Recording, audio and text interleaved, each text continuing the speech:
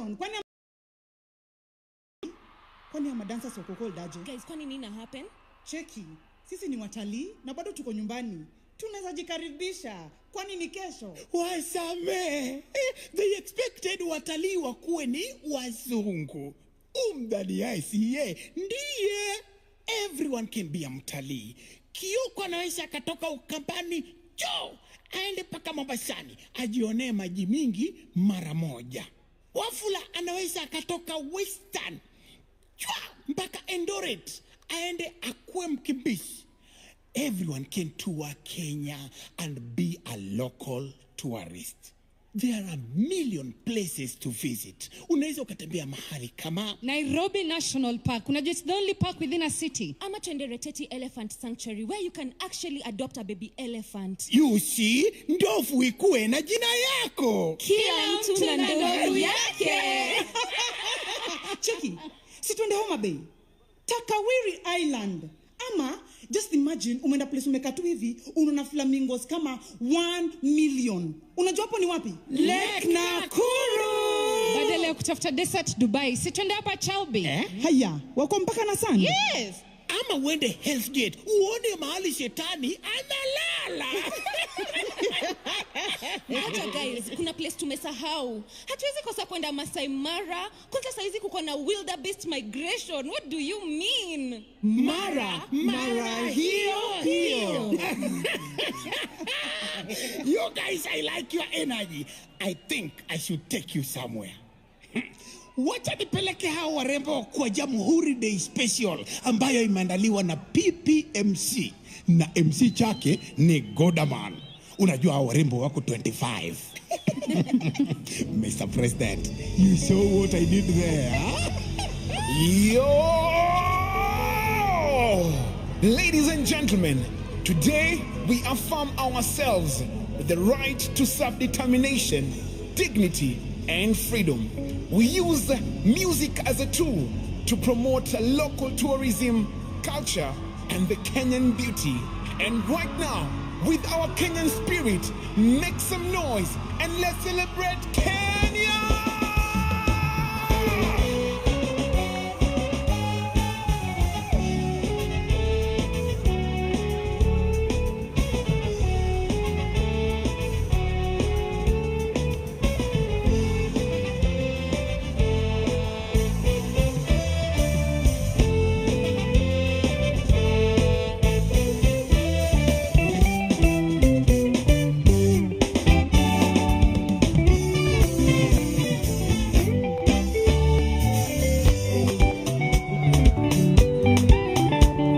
And now, all the way from Nyanza to Nairobi, Kenya, make some noise for Elisha Toto and Dola Kabari.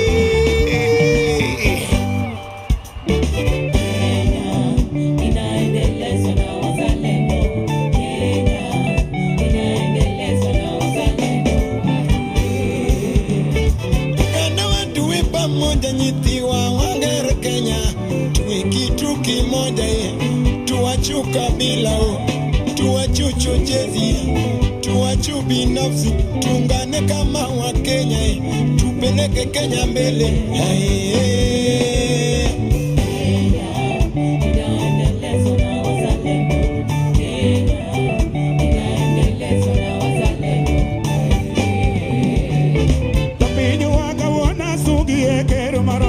Kenya, Ogai William Ruto, rais wetu mpendwa.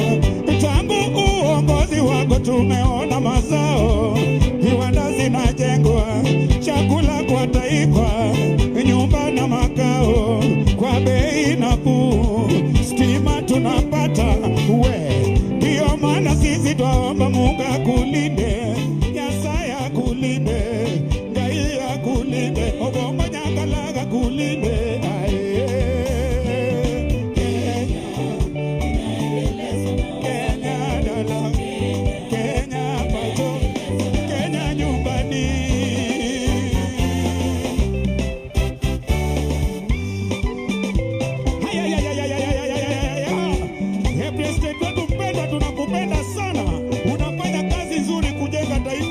Kenya. Yes.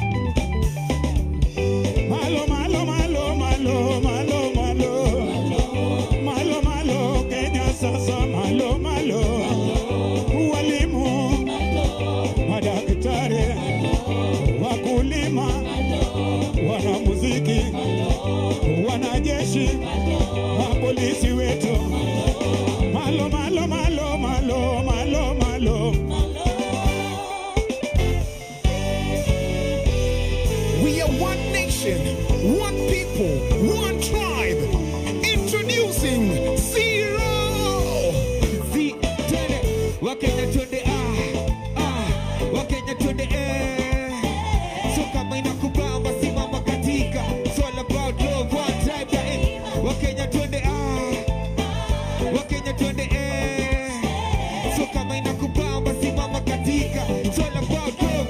Twende, loneliness get too good nice. Jamhuri na ni nice. It's all about love. One time, we need them, see what them. Like to bambe, see what them. Kupiga kura tusikose noti. Twende, ati tuhakikishe kila kitu pete.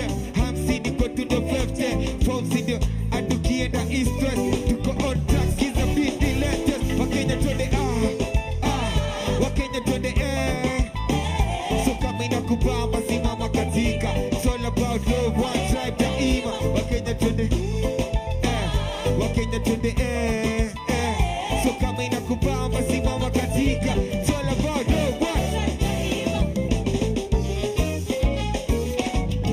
Ladies and gentlemen, introducing, make some noise for Iana.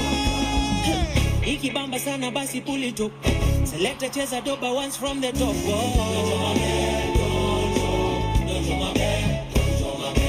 Tunisha speaker, we mash it up. Fire, we light it up.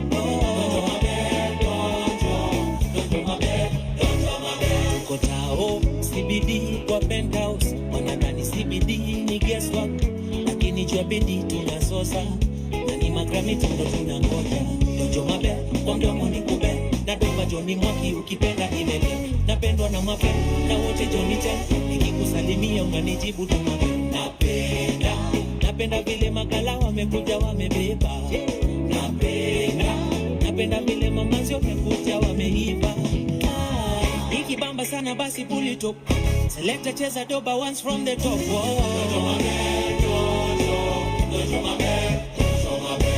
Tunisha speaker, we mash it up. Fire, we light it up. How many are happy today? Walk up here, put up your hand. Make some noise for Iana.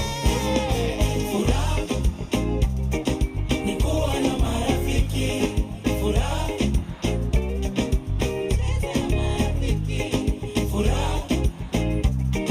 ni kuwa na marafiki. Furaha kwa sherehe tumefika. Kwa sherehe tumefika. Familia iko ndani, wote tunajibamba. Marafiki majirani, ndani, wote tunajibamba. I am happy today, so happy. I am happy today, so happy. Pem, pem, pem, pereren. Pem, pereren. Pem, pem, pem, pereren. And now, ladies and gentlemen, joining Iani on stage, make some noise for the incredible Trio Mio.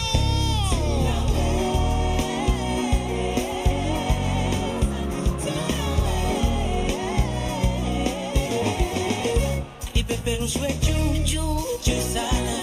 Bendera yetu Kenya ipeperushwe juu juu juu sana. Sisi wa Kenya tunaweza.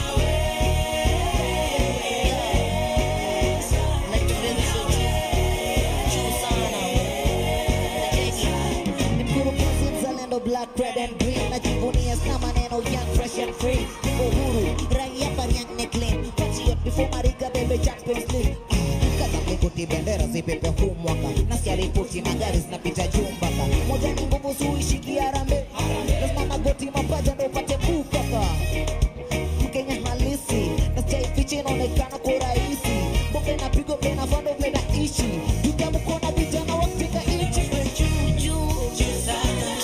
Bendera yetu Kenya ipeperushwe juu juu juu sana. Sisi wa Kenya tunaweza. Where's the Kenya who dance tena?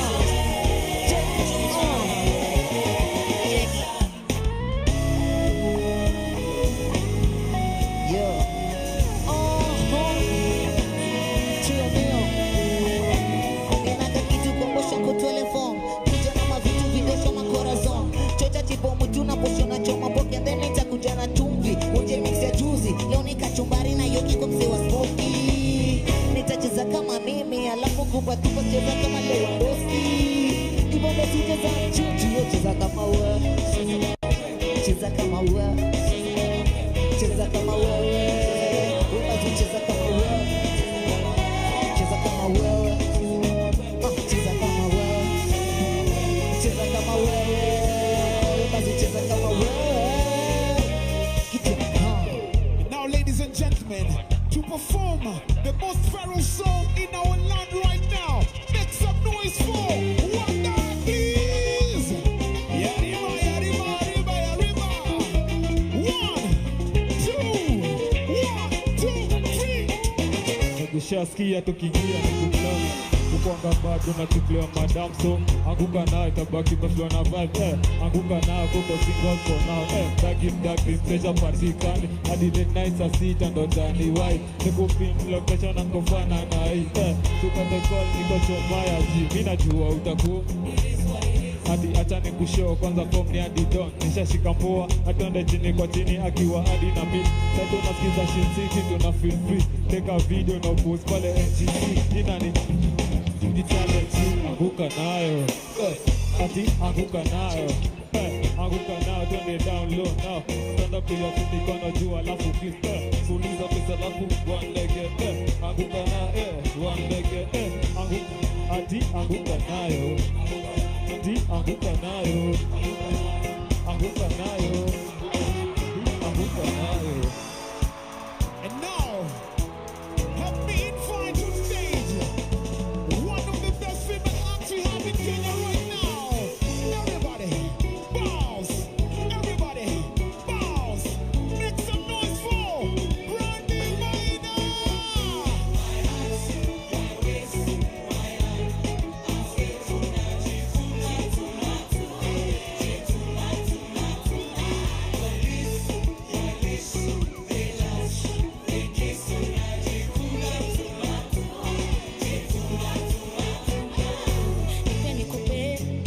Come to the dance floor way.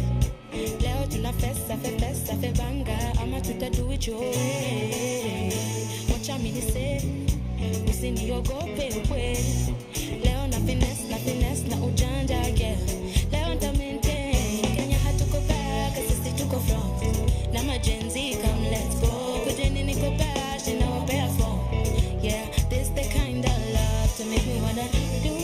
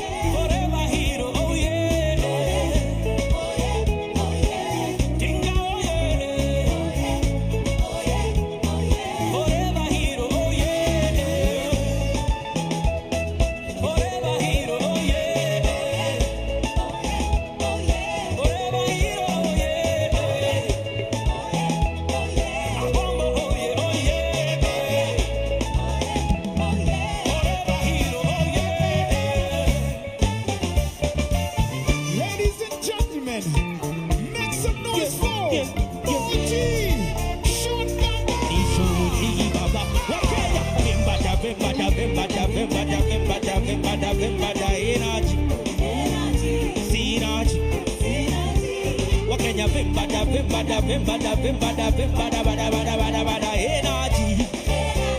Synergy. Okay, alright, ni shoti baba.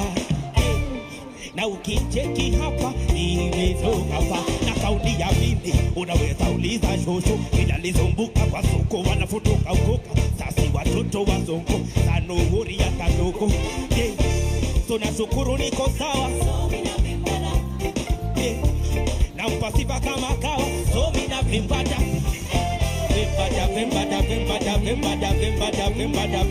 energy synergy. Wakenya vimbada energy synergy. Hata washosho wanavi mapang na maudi wanavi mabuda na vijana wanavi Wakenya wote wanavi vimbada energy synergy. Wakenya vimbada energy synergy. Yo, introducing on stage Africa's best. Make some noise for Ghana. Mungu wangu wana maskini na tajiri ana domana mina niko mikononi mwake. Mungu wangu wana maskini na tajiri ana domana mina niko mikononi mwake.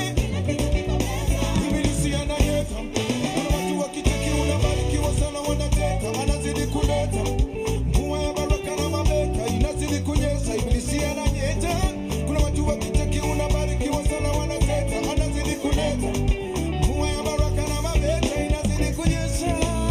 Asifuye mvua imemnyea na msifu jua amenitendea hata wewe ukimkutia najua atakutendea. Kuna wenye dhambi wengine takatifu jua likiwa kali na wakia wote wengine tende wengine waaminifu mvua ikinyesha inawanyeshea wote.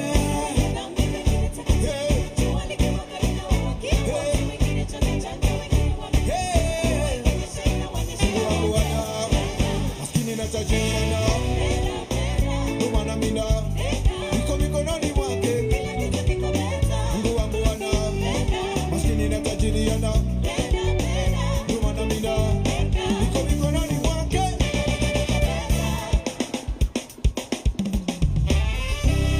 Ladies and gentlemen, let's get together. Na tuichenge Kenya. Akina mama we, akina baba we, vijana we, akina mama we, akina baba we,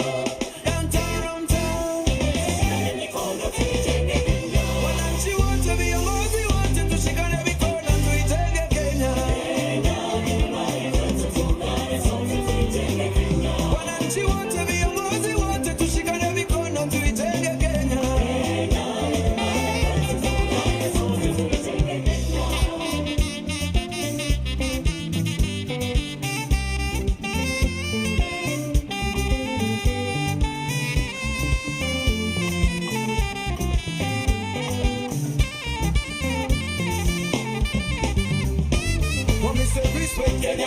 Show love to Kenya. Peace, love and unity in a lovely land Kenya. Kenya is a land we go to love it and protect it to Kitika Suna Chisika.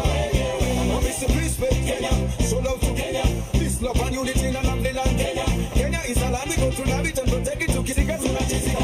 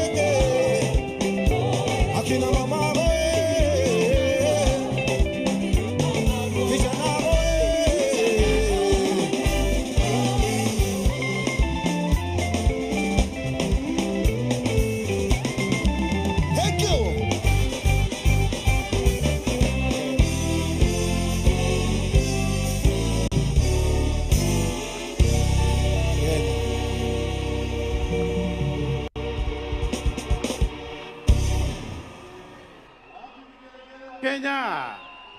Mheshimiwa Rais, hiyo burudani utakubaliana nami kwamba ni noma na ni fire. Mheshimiwa Rais, hapo ndipo tunalikuja javi la burudani yetu siku ya leo.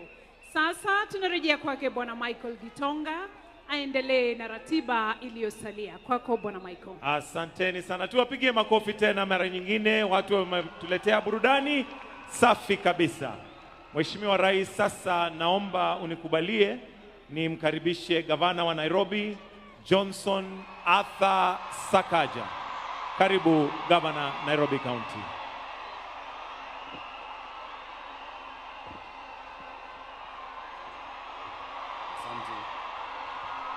Asante sana. Kweli burudani imeanza. Tarehe 12 ndio sherehe huanza rasmi. Na hiyo sio ya mwisho. Tukitoka hapa, mtukufu Rais, tunawakaribisha nyote kule Uhuru Park kwa Nairobi Festival ambayo inaanza leo hadi tarehe 14 ili tuweze kupata burudani kama hii na tushangilie utamaduni wetu. Hao wasanii wetu si wameweza? Hao wasanii wetu ni fire si fire? Ni noma si noma? Your Excellency Mheshimiwa Daktari William Samoei Ruto, Amri Jeshi, Rais wa Jamhuri ya Kenya na Amri Jeshi Mkuu wa Majeshi ya Ulinzi, Mama Rachel Ruto ambaye tunamuenzi na kumpenda, Rais John Dramani Mahama, Rais wa Ghana, Makamu wa Rais Kithure Kindiki na pia Bi Kithure, maspika wa bunge, wageni wetu wote ambao wako hapa, Chief Justice wetu Martha Koome. Rais, tuko na viongozi wengi ambao wamefika hapa leo, wakiwemo wabunge wakiongozwa na mbunge wa Lang'ata na pia kiongozi wa walio wengi katika bunge la kitaifa Mheshimiwa Kimani Ichung'wah. Tuko na naibu wa gavana wa Nairobi, mawaziri na wengi zaidi. Rais, yangu hayatakuwa mengi leo hii.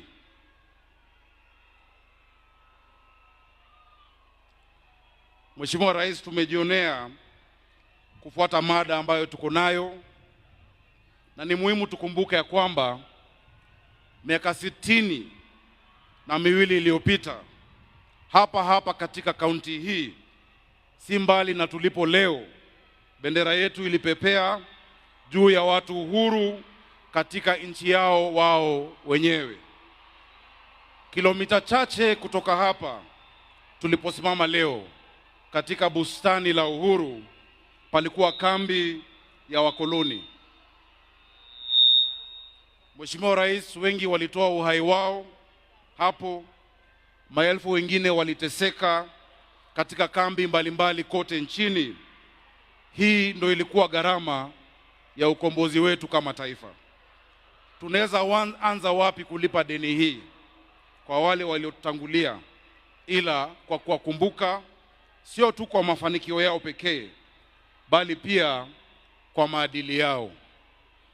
Miongoni wa mashujaa wa Nairobi alikuwa ni Tom Mboya. Tom Mboya alisimama imara katika msimamo wake hata ilipokuwa haipendwi au ilipokuwa sio rahisi.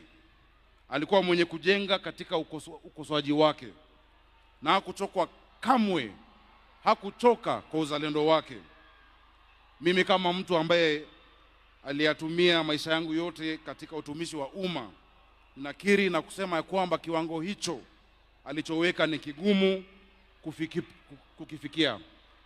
Kiongozi mwingine ambao ni shujaa wa Nairobi alikuwa ni Raila Amolo Odinga.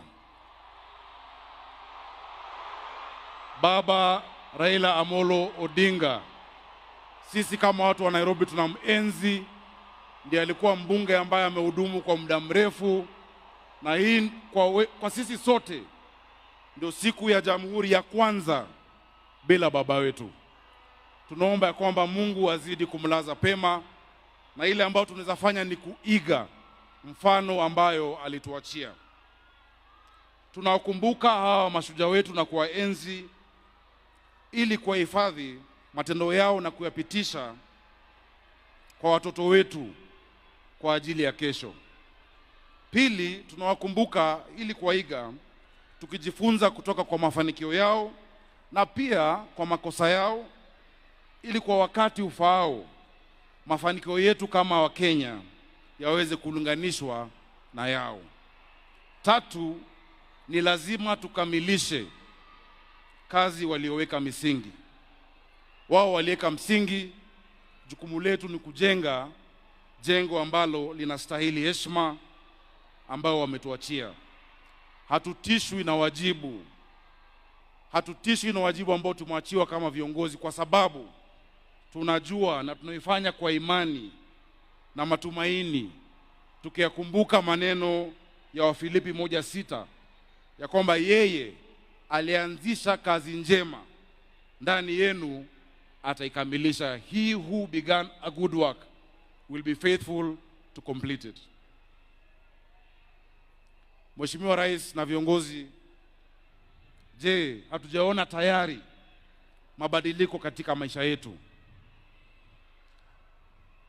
Kuanzia wakati ambapo tulipata jamhuri hii, hata mimi kusimama hapa ni mfano, kwa sababu jiji hili miaka hiyo hata hakuwa na diwani mmoja Mwafrika, lakini sasa jiji linaongozwa na gavana ambaye amechaguliwa moja kwa moja na wananchi.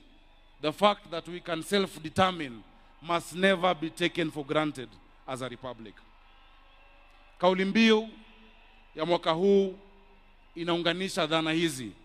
Dhana ambayo ilikuwa Raila Amolo Odinga na Tom Mboya, which was their internationalism.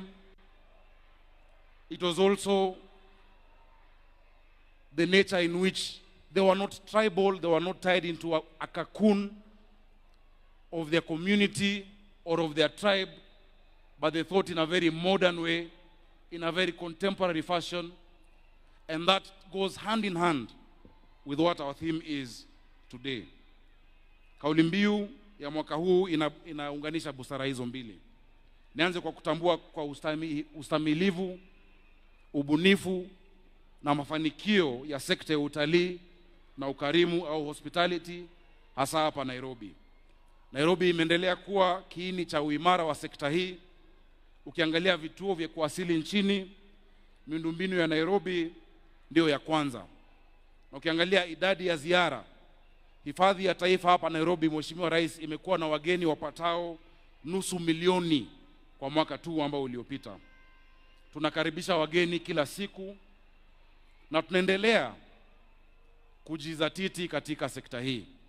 Vile tumesikia waigizaji wetu wakituonesha, na Wakenya lazima tuelewe, mtalii sio ati lazima iwe ni mzungu. pia sisi tunaweza kuwa ni watalii. Wangapi wenu mmetembea katika Nairobi National Park? Wangapi wenu mmefika katika Giraffe Center? Sisi kama Wakenya tujaribu pia kutembea na kujua taifa letu.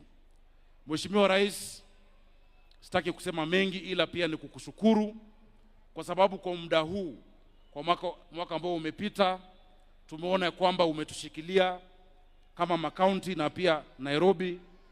Pamoja na wewe tumeweza kufanya kazi nyingi, kujenga mabarabara, watu wetu wanaziona zinaendelea katika maeneo yote ya jiji la Nairobi.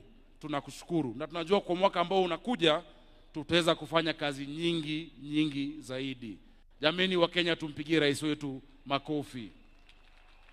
Tunajua kwamba mwaka ujao sherehe hii itafanywa katika uwanja mpya wa Talanta ambayo unaendelea kule Lang'ata Road. Sijui kama utatukubali. Na sisi kama watu wa Nairobi tunakuomba uwanja huo uite Raila Odinga International Stadium ili kumkumbuka baba wetu ambaye alituacha. Au sio? Tunakubalia watu wa Nairobi? Tunakubalia. Rais, umeona sauti ya wananchi, na sauti ya wananchi ni sauti ya Mungu. Wanasema nirudie. Tunaomba rais wetu mpendwa William Samoei Arap Ruto ya kwamba mwaka ujao sherehe hii ifanyike katika Talanta Stadium, na kama watu wa Nairobi tunakuomba uipe jina Raila Odinga International Stadium. Sauti ya mwananchi ni sauti ya Mungu. Wacha nisiseme zaidi kupita hapo, ili kuwakumbusha ya kwamba sherehe imeanza. Na waomba watu wangu wa Nairobi, mkisafiri kwenda Ushago ama Ocha, muwe waangalifu kwa barabara ili muweze kurudi salama. Tunaomba madereva wetu do not drink and drive.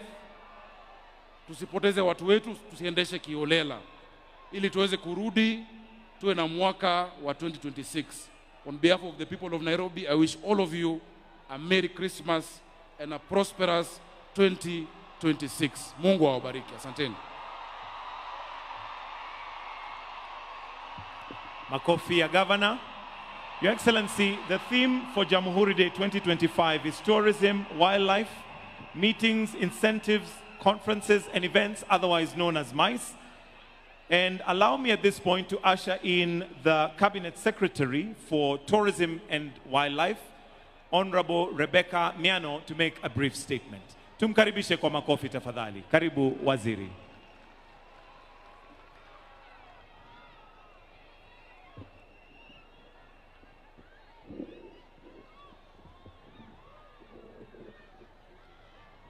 Your Excellencies, distinguished ladies and gentlemen, guided by His Excellency the President's vision, today we reintroduce Kenya to the world through a tourism manifesto anchored in magical Kenya, the origin of wonder.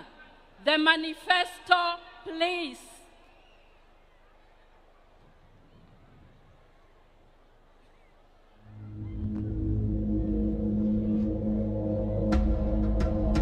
Before the world had maps, there was Kenya. Before language, there was rhythm. Before time had a name, there were footsteps across this red earth. This is not just a place. It's a pulse. It's the breath of the wild, The whisper of ancestors in the wind, the drumbeat in your chest you thought was yours alone. Come here and unlearn. Trade your inbox for a horizon. Trade reception bars for baobab trees. Come walk barefoot through the origin of everything. Life, flavor, fire, soul. Because Kenya is not a destination, it's the birthplace of awe, the homeland of wonder, the reset the modern world forgot it needed. You don't visit Kenya, you remember it, you return to it, you wake up in it. This is magical Kenya, the origin of wonder. Welcome back.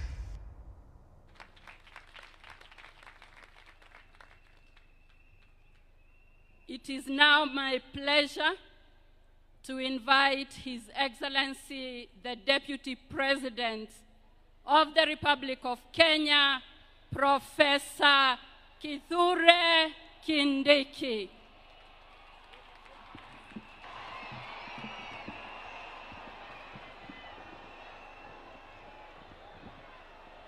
Kenya hoye! Jameni wananchi, nchi yetu ya Kenya ni fire si fire. Jameni wananchi, rais wetu William Ruto ni fire si fire. Kwa mara ya mwisho, wananchi wa Kenya ni fire si fire. Mr. President, William Ruto, the President of the Republic of Kenya, and Commander-in-Chief of our Defense Forces, First Lady Rachel Ruto, the visiting head of state, the President of the Republic of Ghana, His Excellency John Mahama, all dignitaries present, all protocols observed. Mr. President, this generation will never pay fully the sacrifice and the debt of those who paid the ultimate price and sacrifice for the independence of our country. Mr. President, fellow Kenyans, we will also not pay fully the debt imposed on us by those who fought for the expansion of the civil and political liberties that we enjoy today. The last thing I want to say, Mr. President, before I invite a few guests to say hi in 1 minute, is to say, as we move into the future of our country, building on the foundation of those who fought for the freedom and liberty of our country, building on the hard work of those who fought for the expansion of civil and political liberties that we enjoy today. We look forward, under your leadership, Mr. President, to firm up on that foundation and that hard work and expand on the empowerment and the socio-economic liberty for the people of Kenya. And therefore, going into the future, we will push under your leadership for a country where all its citizens do not just enjoy the freedom of expression and the freedom of the media, but they also enjoy freedom from hunger, freedom from sickness, and freedom from all the dangers that threaten human survival, especially poverty and the other economic perils that endanger our sustainability and our survival. Mr. President, before I invite you, allow me to give 2 people 1 minute each to say hi and to say jambo. And I want to recognize all the dignitaries present today. The President of the Republic of Ghana will be introduced by his counterpart and host, President William Ruto. But allow me, Mr. President, to recognize the following dignitaries who are present and joining us today in this auspicious occasion. His Excellency Prosper Basobaza, Vice President of Burundi. His Excellency Robina Nabanja, Prime Minister of the Republic of Uganda. We have in our midst also the Honorable William Aukam, Minister for Forestry and Fisheries and Environment of the Republic of South Africa. We have in our midst the Honorable William Lukuvi, Minister of State in the Prime Minister's Office from the United Republic of Tanzania. We have in our midst the Honorable Dr. Benedict Arakwiye, Minister of Environment of the Republic of Rwanda. Honorable Amna Damak Ashmamsi, Minister for Climate Change and Environment of the United Arab Emirates. The Honorable Vania Gava, Deputy Minister for the Environment from Italy. And Mr. President, as you are aware, Nairobi City in Kenya is hosting the United Nations Environmental Ministers representing their countries. So we have UNEA, which is the forum, the highest decision-making forum on matters environment, representing ministers of environment from all over the world who are meeting here in Gigiri, in Nairobi City. 87 ministers are present also because of the ongoing UNEA meeting in Nairobi. Mr. President, on behalf of all the visiting dignitaries, I want to give 1 minute to the Vice President of Burundi to say hi before I invite the Prime Minister of Uganda to say hi, and finally I invite President William Ruto to address the nation. Mr. Vice President.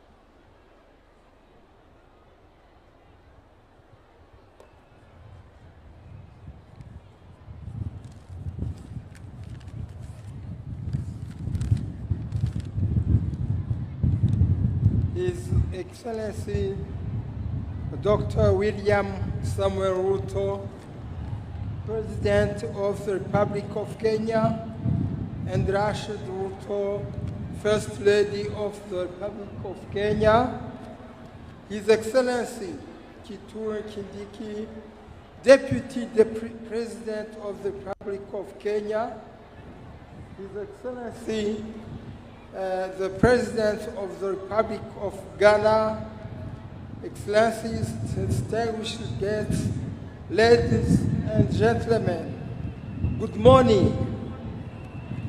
On behalf of His Excellency, the General Major Evariste Ndayishimiye, President of the Republic of Burundi, that I have the honor to present today, to other commitments, and on behalf of the people of the Republic of Burundi, allow me express excellencies, extend my great congratulations to the government and the people of the Republic of Kenya on this remarkable occasion. This event is very important as it represents values that a nation together freedom, dignity, and the right to shape one's own destiny. On this special day, it is my great pleasure to wish you peace, prosperity, and friendship continue to grow stronger. Once again, congratulations on Independence Day. May the spirit freedom keep us united and strong always. Happy Jamhuri Day. Thank you. Congratulations again. Thank you very much, Your Excellency, Vice President of Burundi. Your Excellency, sir, it is now my pleasure to invite for a minute the Prime Minister of the Republic of Uganda, Her Excellency Robina Nabanja, to say jambo and hand over to you, sir, a special message from your brother and counterpart, President Yoweri Museveni of Uganda. Your Excellency, Dr. William Samoei Ruto, President of the Republic of Kenya, Your Excellencies, distinguished guests, ladies and gentlemen, I bring you warm greetings from your brother, General Yoweri Kaguta Museveni, the President of the Republic of Uganda. He was unable to come because Uganda is undergoing an electoral process. He, however, sent me to represent him. I am the Prime Minister of the Republic of Uganda. I've been given 1 minute. Let me hand over the message to you, Your Excellency, on behalf of the President and the people of Uganda. Thank you so much. Thank you very much. Makofi tafadhali, makofi. Thank you very much. Fellow Kenyans, brothers and sisters, I think we have come to the apex of today's celebrations. I now request that we be upstanding as I welcome His Excellency, President William Samoei Ruto, to come and address the nation. Ni fire, si fire. Asante sana Mheshimiwa Naibu wa Rais. Tafadhali nawaomba tunaweza kuketi chini.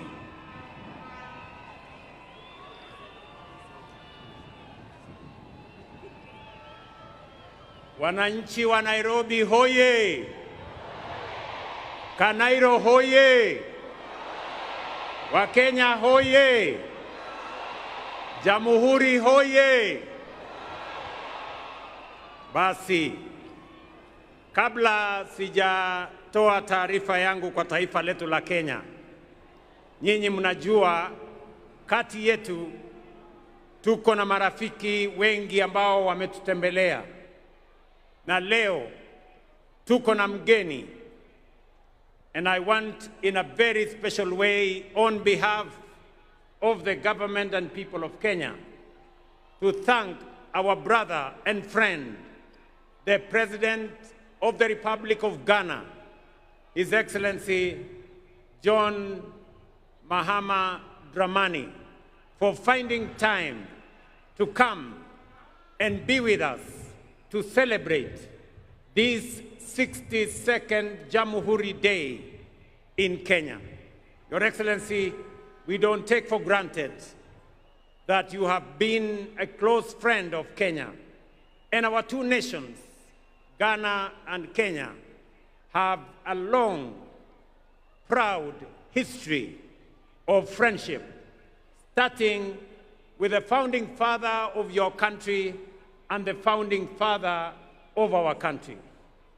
Allow me now to ask His Excellency President John Mahama Dramani kutusalimia. Your Excellency, you're welcome.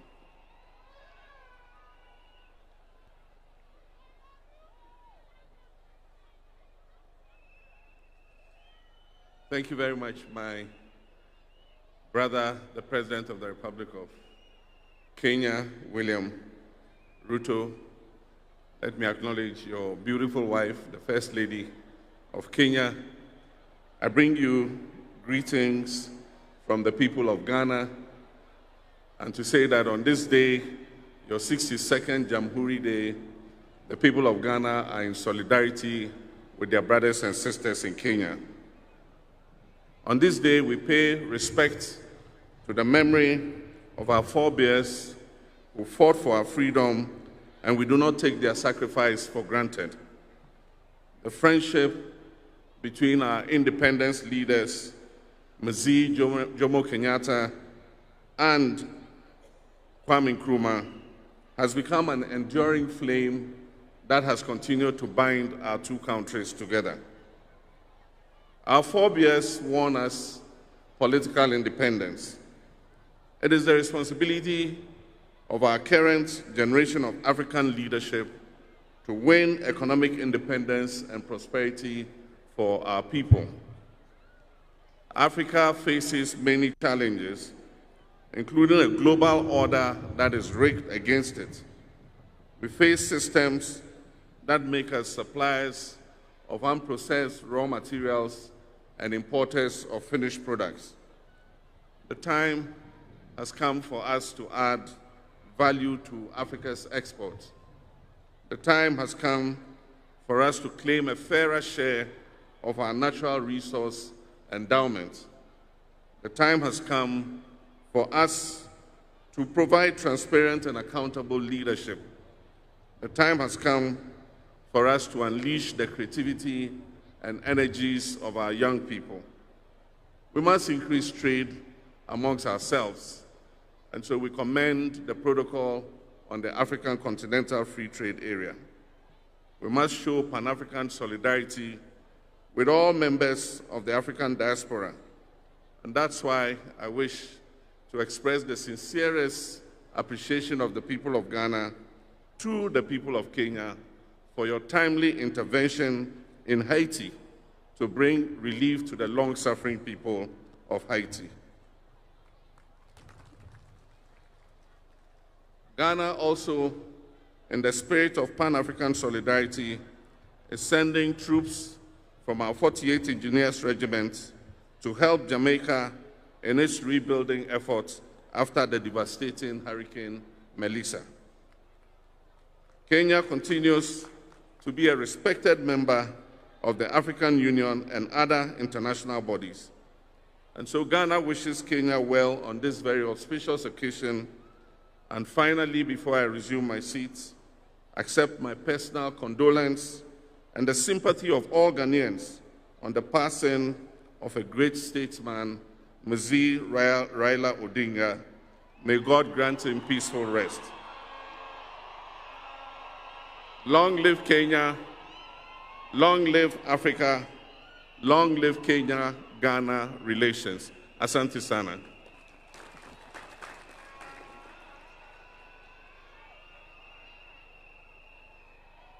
Your Excellencies, distinguished friends, fellow citizens, I have always observed this day with two emotions held in tension: deep gratitude to our forefathers and a restless question for ourselves. Have we been faithful stewards of the freedom they won, and have we truly advanced the nation they left in our hands? I shall return to these questions later. But first, today we gather not just to mark a date on the calendar, but to honor a legacy written in sacrifice, courage, and unbreakable resolve. A legacy forged by men and women who stared imperial power in the face and declared with unshakable conviction that Kenya would be free. Their struggle planted our republic on the firm foundation of liberty, unity, and democracy. They gave us more than a flag. They gave us a future. 62 years ago, the brave architects of our nation placed in our hands the priceless gift of political independence. On this very day, 62 years ago, our forefathers lowered the Union Jack and raised the flag of our nation. But that victory was not given easily. It was bought at an immense cost. The road to our nationhood was carved by the unbreakable spirit of our freedom fighters, men and women who refused to bow to the humiliation of colonial rule. From villages to towns, from farms to factories, to classrooms and marketplaces, Kenyans from all walks of life rose as one, declaring that our humanity would not be diminished, delayed, or denied. And when brute force was unleashed against them, their determination outlasted it. Thousands paid the ultimate price. Many more were detained. Whole communities were uprooted. Punishment, pain, exile, and prison became the tools of repression. But what no empire could crush was their determination, resolve, and the unity of purpose. Across ethnicities, across regions, across class and creed, they became a force history itself could neither silence nor stop. Their sacrifice opened the path to self-rule. Their courage delivered the independence we celebrate today. And it is upon their shoulders that our republic stands strong. The architects of our nation overcame the trials of their time. While our challenges are different, their lesson is eternal. They rose to the dictates of their moment. It was not easy, but it was necessary. And because they did it, we are here today. So, today, fellow citizens, history turns its gaze upon us and asks, faced with the challenges of our time, have we stepped up as they did? When he took the oath of office, Mzee Jomo Kenyatta warned us that independence would mean nothing if it did not improve the daily lives of ordinary citizens. Tom Mboya reminded the nation that the greatest struggle, and indeed the hardest struggle, was not political independence alone, but development itself, the economic empowerment of our people, and the unlocking of their full potential. They stood and they understood that freedom was only the beginning, that the deeper battle would be against poverty that chains potential, against disease that steals opportunity, and against ignorance that dims human possibility. And so today, we are gathered to mark Jamhuri Day. We do more than remember history. We honor the architects of our nation for giving us the first great watershed period in our nation building, political independence. Just as the first generation rejected colonial domination and set out to confront the new enemies of poverty, disease, and ignorance in all their forms, they discovered that independence did not amount to freedom in its full and fullest sense. Along independent Kenya's history, power became centralized. Dissent was silenced. Competition was crushed. Fear replaced hope. Once again, however, Kenyans rose, and from their struggle emerged the agitation for democracy, human rights, and the rule of law. In the darkest days when it was dangerous to speak, brave Kenyans spoke. When it was illegal to organize, courageous Kenyans organized. Students, clergy, lawyers, journalists, workers, and politicians stood firm against detention, against torture, against exile, and even death, so that Kenya could break and breathe again. This generation of courage produced towering figures whose sacrifice expanded the democratic space we enjoy today.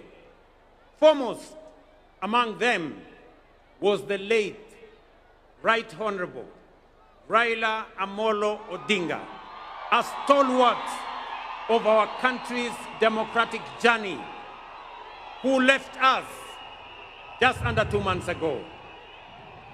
Raila devoted his life to the pursuit of freedom, justice, and peaceful coexistence. His courage, resilience, and unwavering belief in the power of the people shaped defining chapters of our national story and inspired generations to believe that change is possible. I now respectfully urge all of us to join me in observing a 1 minute of silence in honor and remembrance of the Honorable Raila Amolo Odinga and honor his sacrifice, service, and enduring legacy.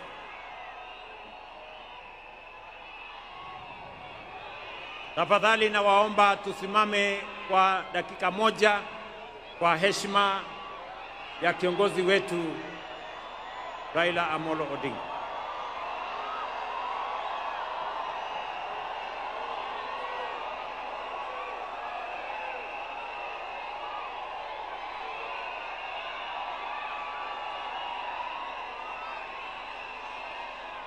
Asanteni sana. Asanteni sana. May his spirit continue to guide our nation forward. His resolve, as well as the resolve of our forefathers, gave us the 2010 Constitution, a charter that restored the sovereignty of the people, restrained imperial power, entrenched rights, and devolved government and authority to the grassroots. But it promised something even greater. It guaranteed economic and social justice. It declared that health, housing, food, water, education, and social security were not favors.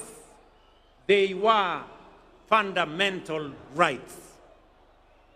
It was a bold promise. It was a moral imperative. It was the unfinished dream of both the independence and subsequent generations.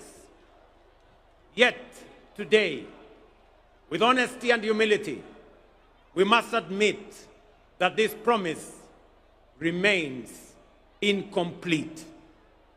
Yes, progress has been made, but the deeper promise, a Kenya where every citizen lives with dignity and shared prosperity, remains unfulfilled. For too long, stagnation has returned in cycles. Negativity has been normalized, and too many have been asked to make peace with mediocrity. That is why, before the last election, we had already realized that although we had achieved political independence and our constitution expanded our democratic human rights and the rule of law, we still had not fully consolidated our nation. These two milestones, great as they were, had over time been undermined by the paradox of the marginalization of the majority. We saw clearly a system in which a few rose to the top of the pyramid, while millions at the base struggled to survive, with education outcomes compromised, healthcare beyond reach, access to affordable credit denied, housing unattainable, and farmers abandoned, while our youth were locked out. That is the reason we introduced the bottom-up economic transformation agenda, to bring the marginalized majority back into the heart of our nation, to ensure that no one is left behind, and to begin the work of social engineering necessary to pursue the broader dream of economic freedom. We had to begin where marginalization and exclusion had been greatest, that is at the bottom. And so, over the last 3 years, we have made bold choices. They have delivered results that are unprecedented, unmistakable, and consequential. For years, we spoke of agriculture as the bedrock of our economy and farmers as our pillars. But the truth is, we did not truly know them, and neither did we truly prioritize them. Today we do.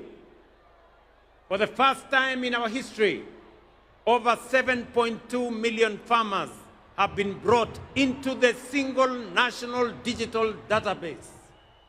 We now know who they are, where they are, what they grow, and what they need. And with that knowledge came the power, not for brokers, not for cartels, but for the farmer. This digital platform became and is the backbone of targeted support, including subsidized inputs, affordable credit, and modern extension services reaching real farmers directly. We lowered the cost of production. We brought the price of fertilizer down. And in so doing, we restored profitability to the smallholder farmer who produces over 70% of our food. Fellow citizens, the results are undeniable. Maize production is up. Prices of flour is down.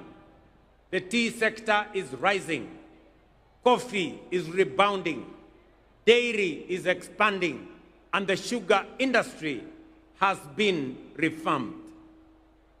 By strengthening value chains, cooperatives, irrigation, and processing, we have built systems that work for our agricultural sector.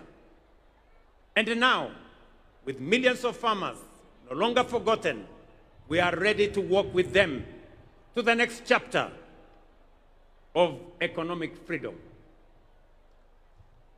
3 years ago, education was in distress. Classrooms were overcrowded. Many universities were technically insolvent, and teachers were overwhelmed. Today, we have hired 76,000 teachers, and by next month, a total of 100,000 teachers. the largest recruitment of teachers in Kenya's history. We have built 23,000 new classrooms, and 1,600 laboratories are under construction across the nation. Importantly, through the student-centered funding model, we placed the learner at the heart of our reforms. For the first time in our history, scholarships and loans now follow need and merit, ensuring that every deserving student has a chance and a just and equal opportunity to pursue their dreams. Nearly 500,000 students have already benefited from this funding model. Students who, under previous systems, would have been excluded by policies that failed to recognize them. This reform has lifted the financial burden from families and enabled students to choose courses that align with their talents, with their aspirations, and with the needs of our nation. Our healthcare, we have another irrevocable decision that no Kenyan should be too poor to live.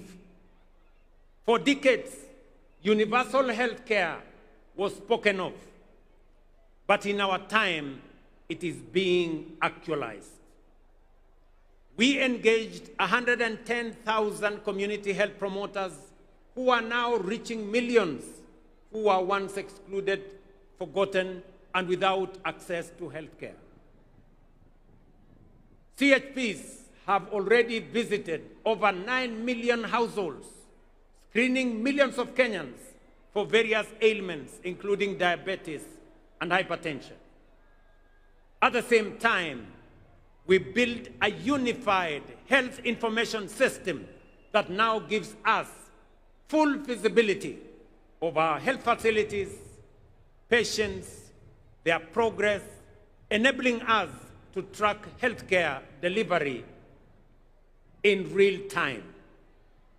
Today, over 28 million Kenyans are registered under the Social Health Authority, up from 8 million under the old system. That means 19 million Kenyans who were once forgotten are now in the healthcare equation. Among them are 2.3 million vulnerable Kenyans, orphans, widows, and the elderly, whose healthcare is now fully paid by the government of Kenya. Healthcare was never meant to be a privilege.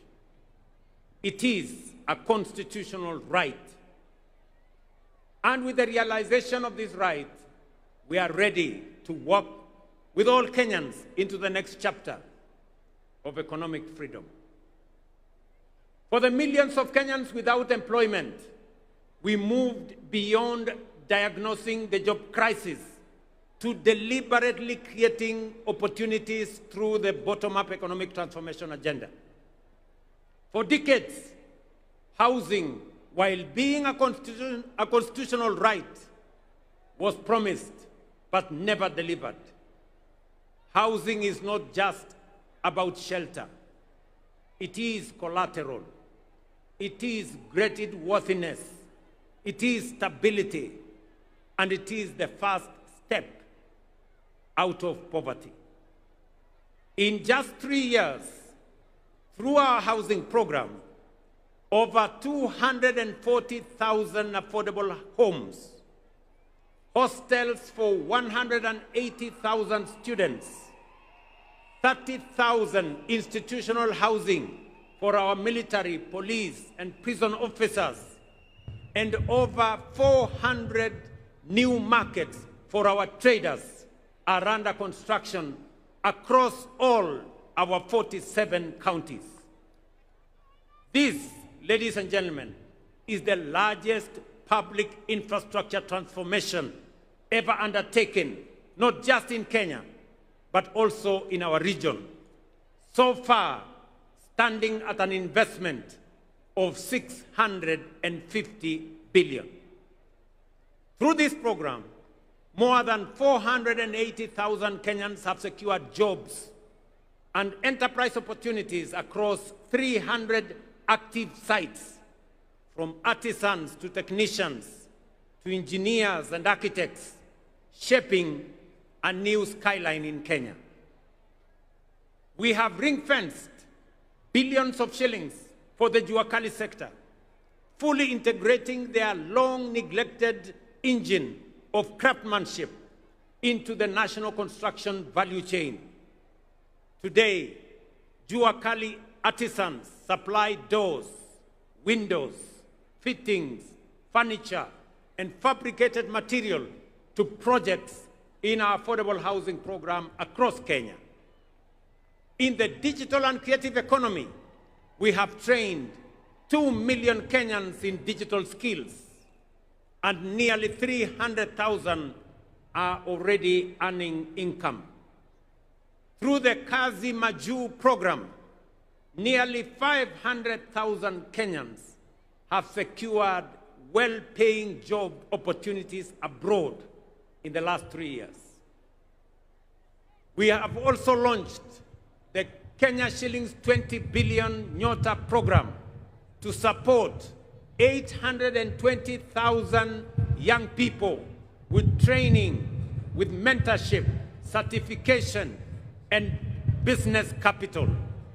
The first phase is complete, with 12,500 beneficiaries already receiving their first business support, and the national program is now being rolled out across the country. Together, these actions reflect one clear national purpose: to open doors of opportunity for our youth, equip them to succeed, and empower Kenya's greatest strength, our young people, to lead us towards prosperity and economic sovereignty.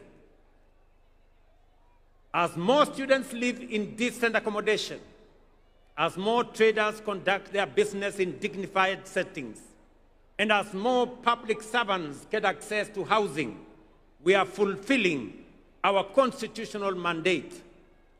And with that foundation secured, we are ready to walk with all our people into the next chapter of economic freedom.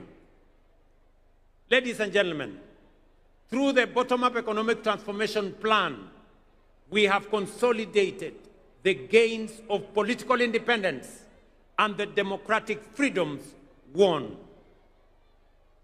Through deliberate social engineering, we have built systems that ensure no Kenyan is left behind. And having ensured that we are carrying everybody along, we now have both the opportunity and the firm foundation to charge forward into the next chapter of our national journey, Kenya's economic freedom. With the measures we have put in place to restore dignity, inclusion, and opportunity, we must now press on. It is time to step up from the bottom up, charging forward full steam to economic freedom and take Kenya to a first world economy. Before we accelerated this ambitious agenda, we took the difficult but necessary steps to stabilize our economy and restore fiscal discipline. Inflation has fallen from 9.6% in 2022 to 4.5% last month. The shilling has stabilized at about 129 shillings to the dollar for nearly 2 years. Our foreign exchange reserves now exceed $12 billion, the highest in independent Kenya. Our successful Eurobond redemption reaffirmed to the world that Kenya honors its obligations. Our economy has grown and is now the 6th largest economy in Africa. At the same time, we have made bold national decisions to save more of our income. Through the new NSSF contributions, the fund that had mobilized Kenya shillings 312 billion from independence to 2023 has now grown to 670 billion in just 2 years. We established the Financial Inclusion Fund as a strategic intervention to correct deep market failure, one that had denied millions of Kenyans access to affordable credit, one that had blacklisted in CRBs, disregarded by banks. They had been left trapped in frustration and despair. Today, Hustler Fund has become one of the most transformative instruments of empowerment in our nation's history, disbursing over 80 billion and expanding the margins of financial inclusion at an unprecedented scale. Over 9 million Kenyans are now repeat customers, and more than 7 million who were previously CRB blacklisted have successfully repaired their credit histories. It has restored dignity to millions. It has brought them back into the equation. They are no longer left behind. Ladies and gentlemen, these reforms have stabilized our economy, restored investor confidence, and enhanced Kenya's creditworthiness. As we set out on this path of economic independence, let us remember that we are not the first to stand at such a crossroads. Nations like South Korea, Singapore, Hong Kong, and Malaysia once stood where we stand today, with limited resources, modest means, but armed with immense courage, determination, and ambition. Prosperity was not handed to them. They reached out for it. They rejected the ordinary. They refused to be prisoners of their circumstances. They believed in themselves and invested in their people. They were patriotic to their nation's cause and demanded excellence of themselves.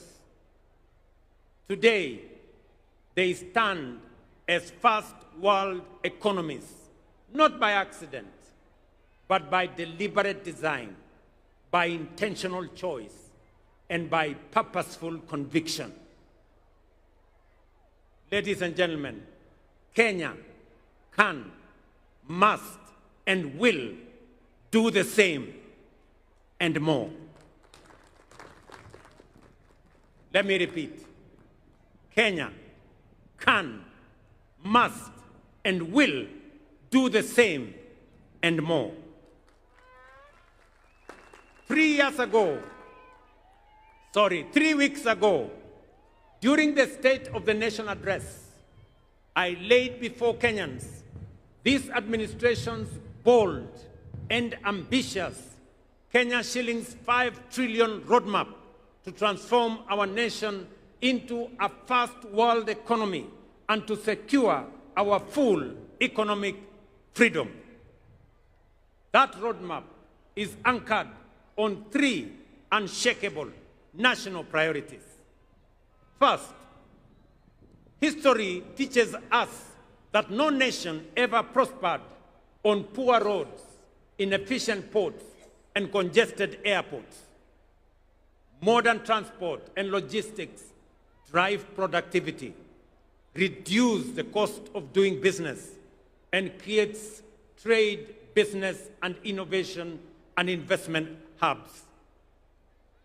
Our 10-year roadmap on road, rail, ports, and airports, and oil pipeline infrastructure includes the expansion of strategic highways connecting our major cities, industrial zones, markets, border points, and agricultural belts to move people, goods, and services faster, safer, and more affordably.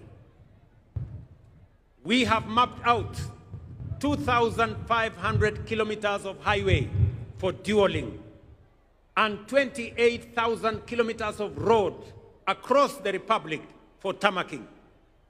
With this, we are stitching our country together, linking towns to cities, farms to factories, and Kenya to the wider region. Last week, fellow citizens, we moved from promise to action when we officially launched the construction of the Nairobi-Nakuru-Mau Summit Road and the Nairobi-Mai-Mahiu-Naivasha Road, an investment of over 180 billion in a modern 223-kilometer multi-lane dual carriageway delivered through a public-private partnership model. In February 2026, just in 3 months from now, we will begin extending the standard gauge railway from Naivasha to Kisumu and Malaba. And later in the year, extend the oil pipeline from Eldoret to Uganda, opening a new transport corridor with our neighbors and with the continent. At the same time, we will modernize Jomo Kenyatta International Airport and several other airports to enhance connectivity and ease the movement of people, goods, and services. The Port of Mombasa and Lamu are also on course for modernization and commercialization, undertaken through innovative private-public partnerships that include long-term concessioneering. Charging forward our infrastructure expansion will provide the foundational support for a strong and resilient economy that will drive transformative development for all of us.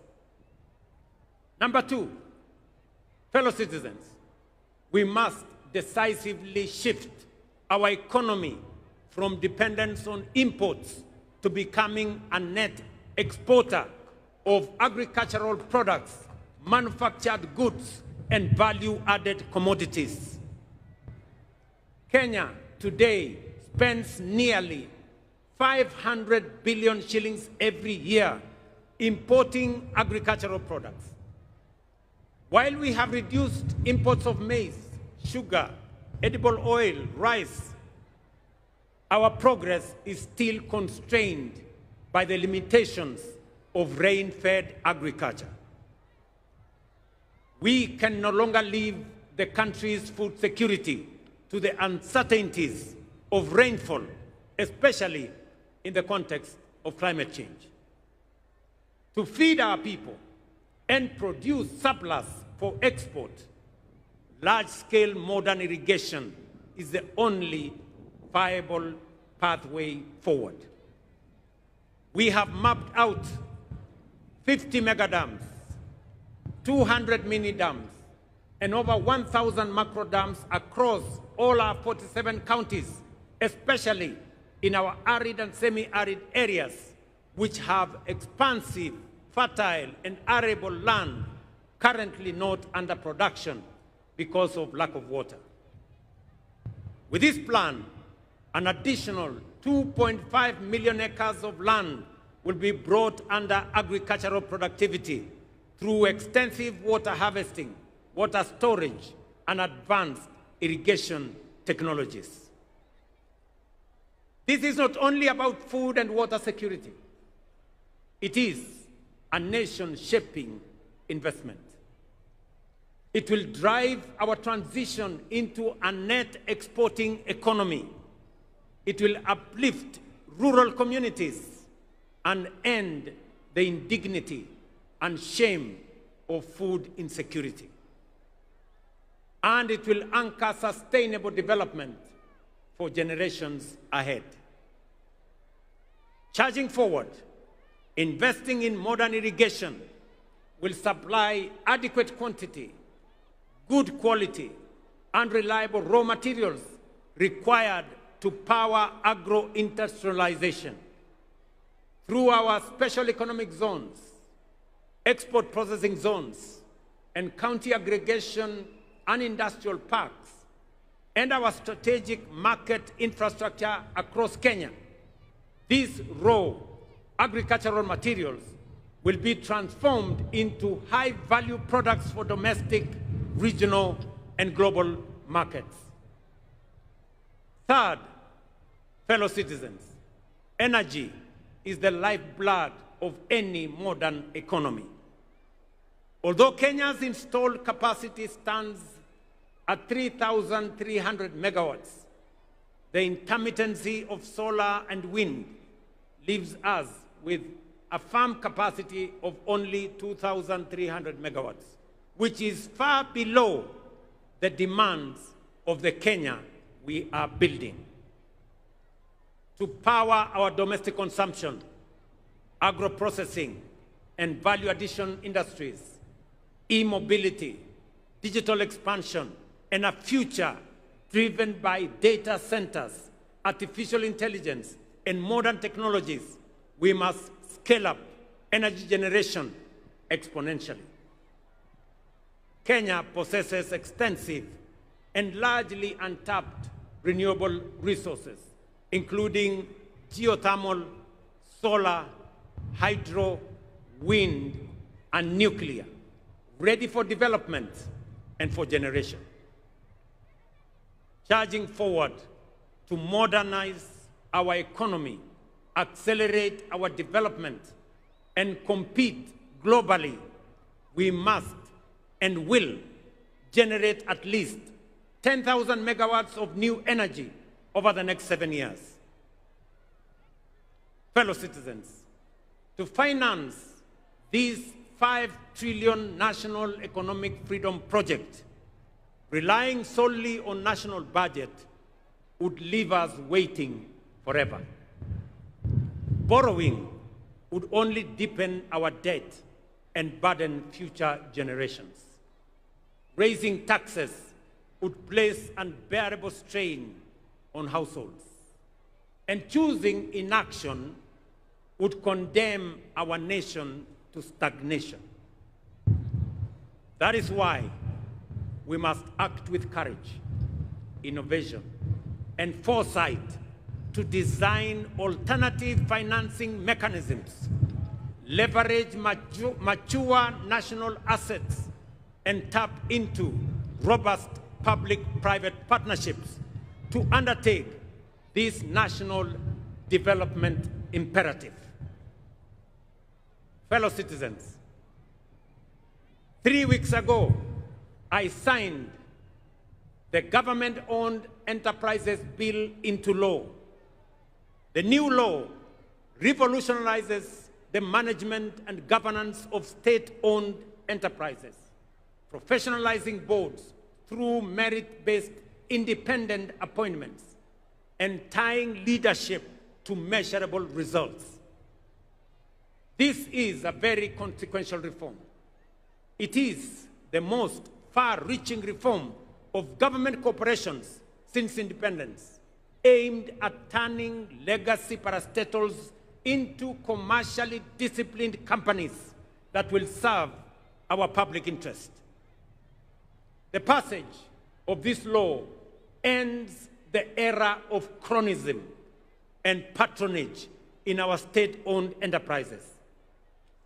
This law explicitly disqualifies any person who has served in a public or political office within the last 5 years from appointment.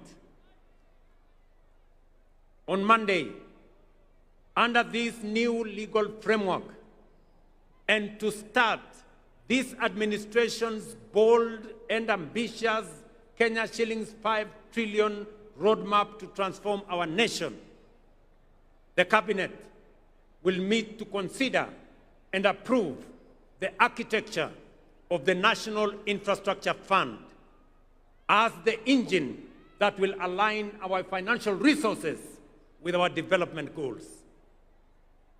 Through innovative mobilization of domestic resources, strategic monetization of mature national assets, democratization of ownership through capital markets, and innovative deployment of national savings, we will unlock large-scale private sector capital to fund our national priorities while reducing reliance on borrowing and taxation. For decades, Kenya privatized major assets including Kenya Airways, KenGen, Kenya Re, and Safaricom. Yet the proceeds were absorbed into the budget, paying salaries and debts, leaving no enduring national assets behind. Through the National Infrastructure Fund, all privatization proceeds will be ring-fenced and invested strictly into public infrastructure development that generate and preserve more value. This principle is already being actualized. Proceeds from the current privatization processes will be channeled directly into the fund, setting a new national standard where national assets create lasting public value. Our goal is simple. For every shilling in the National Infrastructure Fund, we will attract 10 more shillings from long-term investors, including pension funds, sovereign partners, private equity funds, and development finance institutions, allowing us to develop without the constraints that come with debt and taxation. The National Infrastructure Fund will not just be a financing instrument, it will be a generational strategy to mobilize capital, accelerate delivery, preserve value, and secure Kenya's long-term competitiveness. To secure future generations, again on Monday, the Cabinet will consider and approve the Sovereign Wealth Fund policy, anchored on 3 pillars, including savings for future generations, stabilization against global shocks, and strategic national investments. Natural resource royalties, dividends from public investments, and a percentage of privatization proceeds will capitalize this fund. This fund will impose on us the obligation of intergenerational equity, bringing to life Article 201C of the Constitution, which demands that the burdens and benefits of the use of resources and public borrowing shall be shared equitably between the present and future without shortchanging future generations.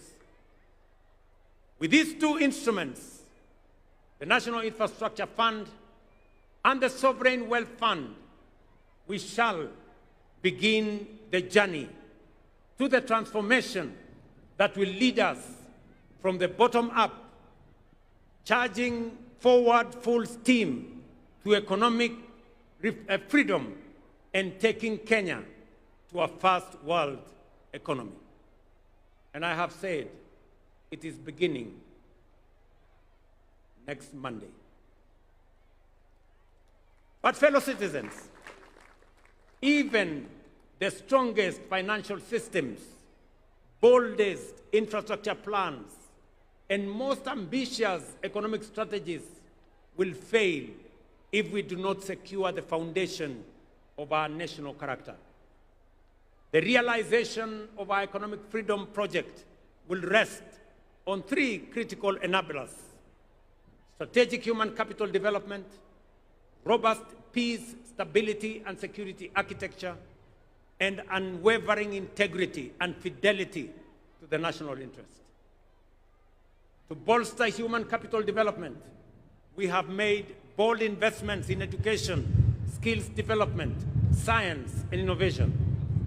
We have raised the education budget from 490 billion in 100 billion this financial year, and expanded science, technology, engineering, mathematics education. But to power our first world strategic human capital requirements, we must and will raise the National Research Fund from the current 0.8% to the requisite 2% of GDP. This is not, ladies and gentlemen, spending or social spending. It is nation building. The second enabler underpinning this national project is peace, stability, and security. For no nation can prosper in an atmosphere of disruption, violence, and criminality that leads to economic sabotage, destruction of property, and loss of lives. Stability is not an option. It is an enabler of everything we seek to build. Serious investors will not commit their investments in a country.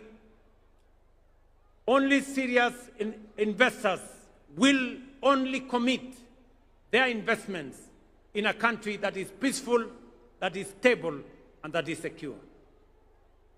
For Kenya to attract sustained investment, for businesses to thrive, for jobs to expand, and for families to live without fear, we must secure our nation firmly, fairly, and without hesitation. Finally, the collective interests of all citizens, which form the national interest of Kenya, must be at the center of every action and engagement. Patriotism is putting the interests of the nation before tribe, clan, or self. Integrity in its highest form is patriotism in action. It is believing in our country. It is refusing to betray Kenya. And yet, let us speak honestly, our nation faces a serious integrity deficit. It begins early in our homes, in our schools, where seemingly harmless dishonesty later matures into grand corruption. Corruption is not merely theft of money. It is the theft of hope, opportunity, and destiny. This is compounded by negativity, division, erosion of shared values, and ethical and ethnic political mobilization. Hate and division, corruption and tribalism tear at the very social fabric of our republic. Ladies and gentlemen, our economic freedom project demands more than infrastructure and capital. It demands a renewal of our national conscience. We must build a strong value system. We must defend our national unity. We must raise our children in honesty, responsibility, and love for country. These three enablers, strategic human capital, peace, stability, and security, and national interest and integrity, are not optional ideals. They are the living foundation upon which our economic independence must stand. Without them, our ambition would remain promises. With them, our national priorities become achievable. Our investments become productive. And our vision of a prosperous, sovereign Kenya becomes not only possible, but inevitable. Fellow citizens, our founding fathers defeated colonial domination. The generation after broke the chains of dictatorship. The onus is on our generation, and particularly this administration, to achieve economic freedom. A freedom where effort is rewarded, where opportunity is shared, where dignity is guaranteed, where every citizen matters, and where no Kenyan is left behind. Let it be said of our generation that when Kenya stood at the edge of possibility, we chose courage over comfort, action over excuse, unity over division, and excellence over mediocrity. With resolute belief, today and every Jamhuri hereafter, we should find us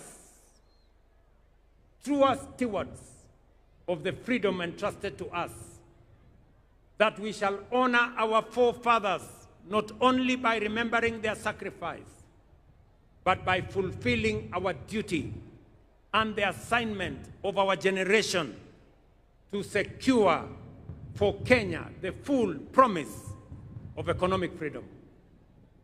It is time to step up from the bottom up, charging forward full steam to economic freedom and taking Kenya to a first world economy.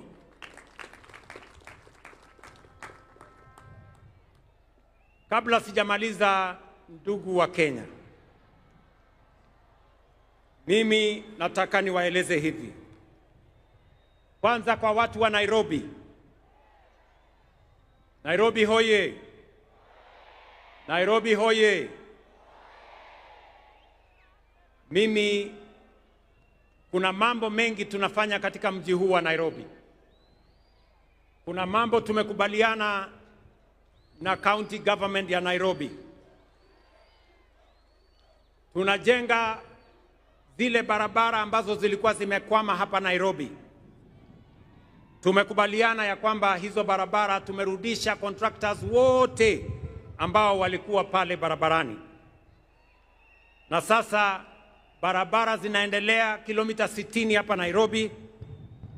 Kwa mfano barabara ya Muhuri kule Dagoretti South, barabara ya Mama Wahu kule Dagoretti South, bypass ya Mihango Link kule Embakasi East, Umoja 1 SDA Road kule Embakasi West, Tindigwa Road kule Roysambu na Road C Embakasi South.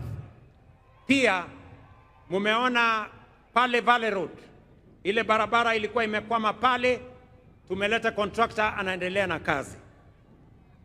Ile barabara ya Ngong Road pia inaendelea, kazi inaendelea pale. Barabara ya Haile Selassie vile vile inaendelea. Na ningependa kutangaza ya kwamba kwa sababu barabara ya expressway imekamilika na wananchi wanatumia pale juu, barabara ya chini iko na matatizo. Na ndio sababu kuanzia hii Disemba mukienda Krismasi, tutajenga upya barabara kutoka kule JKIA kupitia hapa mpaka kule ABC, na tuifanyie beautification ndio Nairobi ionekane kama city ya taifa letu la Kenya. Vile vile mimi ninajua ya kwamba kuna wananchi wengi wanaishi nje ya Nairobi lakini wanafanya kazi na biashara hapa Nairobi. Wananchi wengi wanaishi Kiserian, wanaishi Rongai, wanaishi Ngong, na kuna msongamano mkubwa sana wa wananchi wakikuja asubuhi na kurudi nyumbani jioni. Ningependa kutangaza ya kwamba mwaka ujao ile barabara kutoka Bomas of Kenya kwenda Rongai kwenda mpaka Kiserian, na barabara kutoka Bomas of Kenya kwenda Karen, kwenda pale Shade Hotel, kuteremka kwenda Ngong, kwenda Bulbul na kwenda mpaka ifike kule Kiserian. Tutaifanya iwe dual carriageway, ndio wananchi wa pale wanaweze kutembea kwa njia rahisi. Najua pia ya kwamba wananchi wengi wanaishi kule Thika, na sasa barabara ya Thika Road pia imejaa na kuna msongamano mkubwa sana wa magari katika barabara yetu ya Thika Road.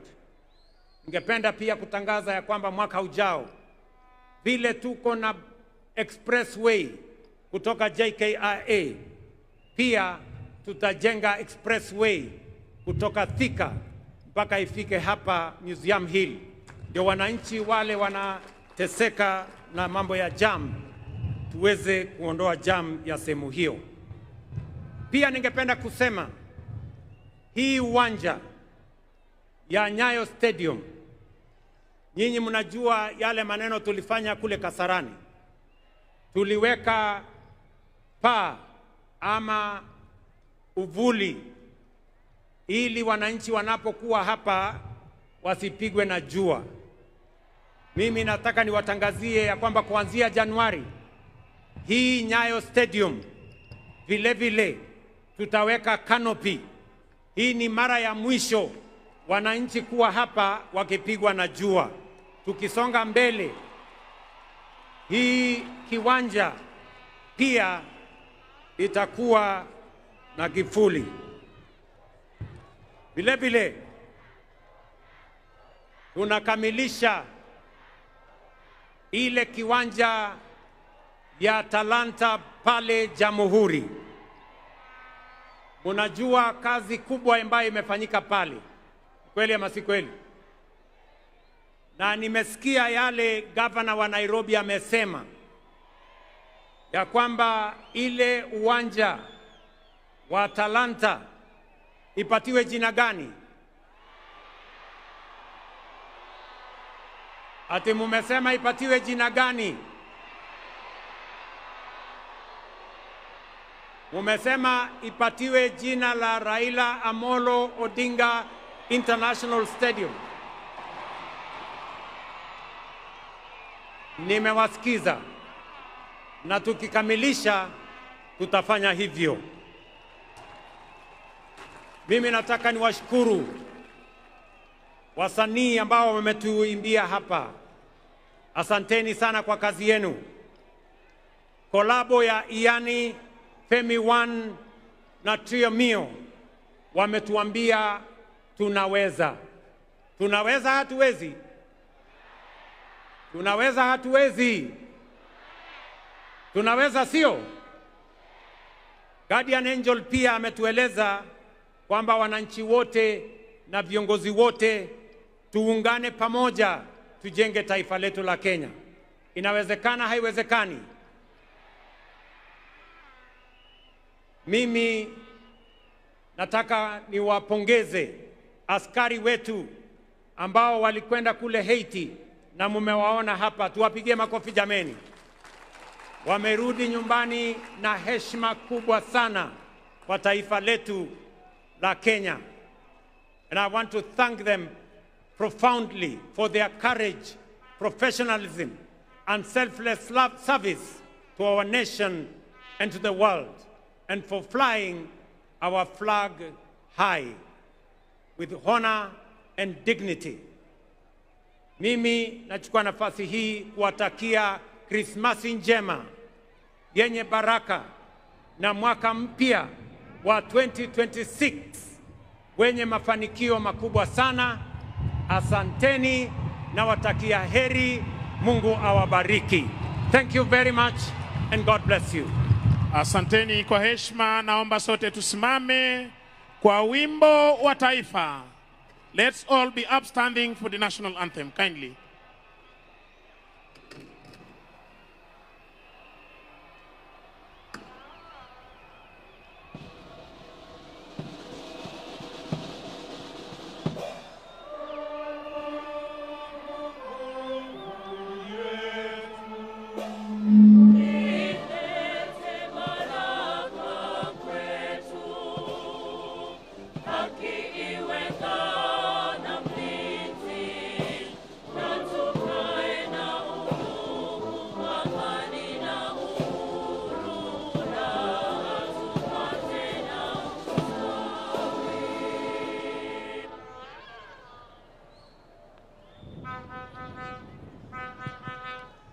Basi nimpishe mwenzangu aweze kutupa itifaki ya kufumukana mahali hapa.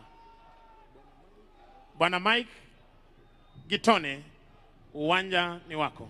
Shukran za dhati mwenzangu Bwana Mitango Mbaye. Ningependa kutangaza sasa viongozi wote watatulia ili tuweze kuondoka kwa itifaki iliyopangwa. Na naomba sasa kutangaza kwamba Mheshimiwa Daktari William Ruto, Rais wa Jamhuri ya Kenya, pamoja na mama taifa ni zamu yao kuondoka sasa. Ladies and gentlemen, allow me to announce, it is my pleasure now to bid farewell to His Excellency the President of the Republic of Kenya and the Commander-in-Chief of the Defense Forces and Her Excellency the First Lady.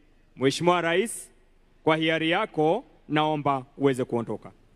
Na shukran kwa kushiriki siku ya leo pamoja nasi. Makala ya 62 tuwasema hongera kwa kazi unayozidi kufanya. Mheshimiwa Rais pamoja na mama taifa wanaondoka sasa.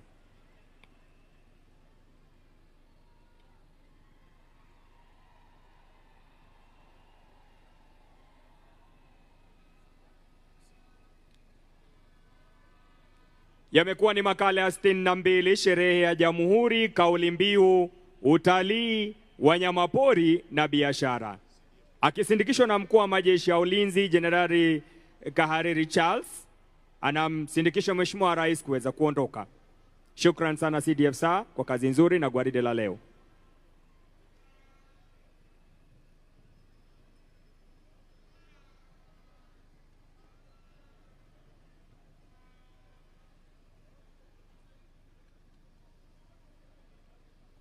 Anaondoka Mheshimiwa Rais Daktari William Ruto pamoja na mama taifa. Nitangaze hivi sasa kwa heshima kuu atakuwa akiondoka mgeni wetu rasmi siku ya leo, Mheshimiwa John Dramani Mahama, Rais wa Jamhuri ya Ghana. It is now my singular duty and honor to take precedence and acknowledge the departure of His Excellency the President of the Republic of Ghana, His Excellency John Dramani Mahama.